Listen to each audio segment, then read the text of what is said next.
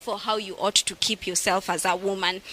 Becky, let's just go into this into the some of these descriptions we see with the woman of Revelation 12.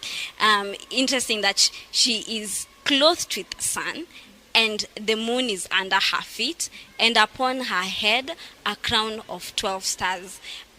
We do know this is not a literal woman, represents the church. But what do these other symbols represent? Thank you very much.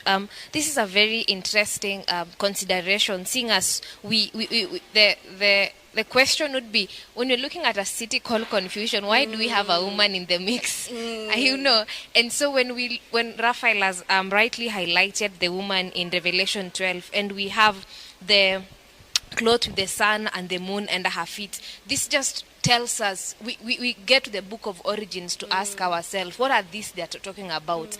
And Genesis, God creates the sun and the moon and the stars on the fourth day, and he puts the sun to give the light during the day, it's called the greater light, and the moon to give the light at the night, called the lesser light, and then to demarcate the seasons.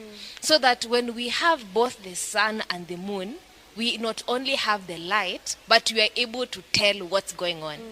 So when you look at the woman that is close to the sun and the moon under her feet, representing the church of God, they are well clothed with the light.